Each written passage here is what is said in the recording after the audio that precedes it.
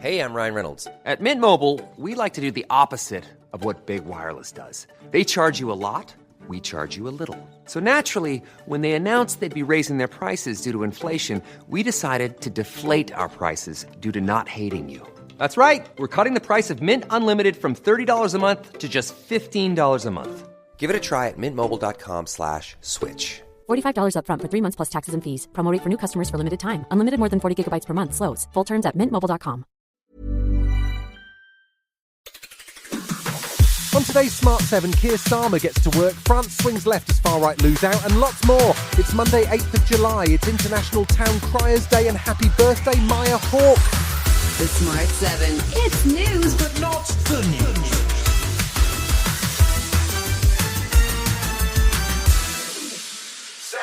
Keir Starmer didn't hang around when it came to the business of government.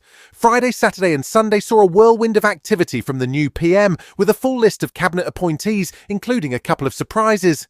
He's called up Sir Patrick Vallance as Science Minister and prison reform campaigner James Timpson as Prisons Minister, while the role of Attorney General will be taken up by Senior King's Counsel Richard Hermer. It's part of an approach described as government of all the talents. It was the honour and privilege of my life to be invited by the King to form the Labour government of 2024. So we have a huge amount of work to do. So now we get on with our work. He's also set up a number of task forces to deliver on the key missions. He toured the 4 nations on Sunday, and he's set to meet the metro mayors on Monday before heading to the US for the NATO summit. He spent time on the phone too, speaking to world leaders, including US President Biden. Mr. Prime Minister, congratulations. What a hell of a victory. Congratulations. Thank you, Mr. President. It's been a long night and day. Thank you very much for your congratulations. There was no doubt that under your leadership, our two countries are going to continue our special relationship. With the spotlight firmly on the new occupant of Downing Street, the nation finds itself without a formal organised opposition party. On Friday, as well as stepping down as Prime Minister, Rishi Sunak quit as the leader of the Tory party, and it's not at all clear who might replace him, with Jeremy Hunt already ruling himself out. The Conservative Party board will meet on Monday to draw up a timeline for a leadership contest, and former Chancellor Nadhim Zahawi says that the party's still in shock after Friday's results. It is pretty catastrophic to go from 365 MPs down to 121 is pretty shocking. But I do think that we have an opportunity to regroup. Lib Dem leader Sir Ed Davey had a much better Friday as his party won 72 seats, a massive jump from the 11 they had in the previous parliament. It was a triumph of tactical voting and extreme sports as Davey challenged the normal rules of campaigning, and he's looking forward to having a louder voice in the Commons. Well, we're going to be constructive opposition. We fought the election on health and care and the costs of living, on ending the sewage scandal. In the parliament, we will focus on those issues and we will urge the government to go further.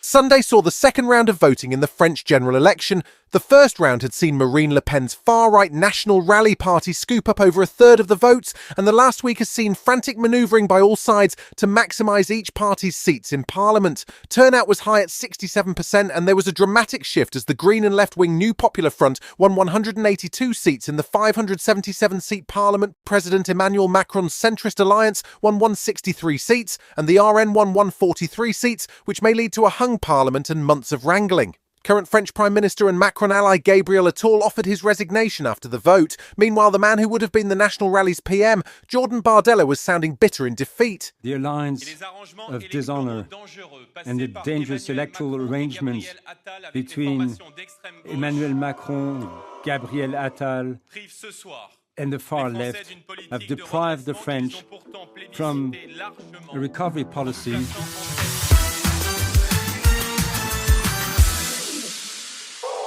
We're into week 2 of the aftermath of Joe Biden's poor debate performance, and the hysteria from Democrats doesn't seem to be abating. He did a sit-down interview with ABC News' George Stephanopoulos on Friday, and while he performed well, the question of whether or not he's too old to run doesn't seem to be going away. Meanwhile, his opponent Donald Trump was busy denying any involvement in Project 2025, which is essentially a Republican plan to tear up democracy. Longtime Democrat Senator Bernie Sanders says he backs Biden and that the polls are turning in Joe's favour. What we are talking about now is not a Grammy Award contest for Best Singer. Biden is old. I wish he could jump up the steps on Air Force One. He can't. What we have got to focus on is policy.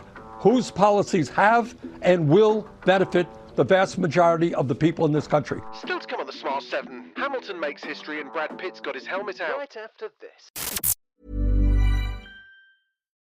Why don't more infant formula companies use organic, grass-fed whole milk instead of skim? Why don't more infant formula companies use the latest breast milk science? Why don't more infant formula companies run their own clinical trials? Why don't more infant formula companies use more of the proteins found in breast milk? Why don't more infant formula companies have their own factories instead of outsourcing their manufacturing? We wondered the same thing. So we made ByHeart, a better formula for formula. Learn more at byheart.com. Welcome back.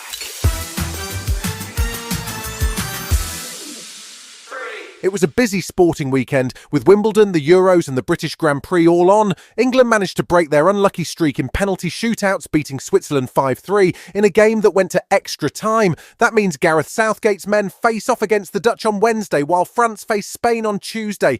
The British Grand Prix saw a number of records broken as qualifying delivered British drivers in first, second and third positions, with George Russell, Lewis Hamilton and Lando Norris dominating the grid. When it came down to the race, Lewis won out with his 9th British Grand Prix win and his first win of any kind since mid-2021. He was genuinely emotional. It's been since 2021, every day getting up, trying to work as hard as I can with this amazing team.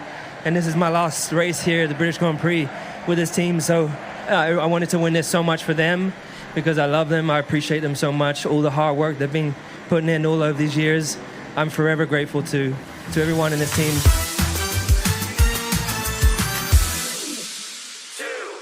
Jo Brand has done a lot of things in her career. She started as a nurse, moved across to comedy, and now she's a presenter on Boom Radio. She credited her daughter Maisie, who is a TikTok star, with keeping her relevant and helping her avoid getting cancelled. Next, she's due to headline the Latitude Festival at the end of July, and she popped into Virgin Radio to chat about what she has planned and who she depends on for PR advice. Well, I'm quite outspoken about the wrong things a lot of the time, and I have to be very careful these days. No. It's all right, I'm getting advice from Miriam Margolyes, so I should be all right. She's a great PR guru.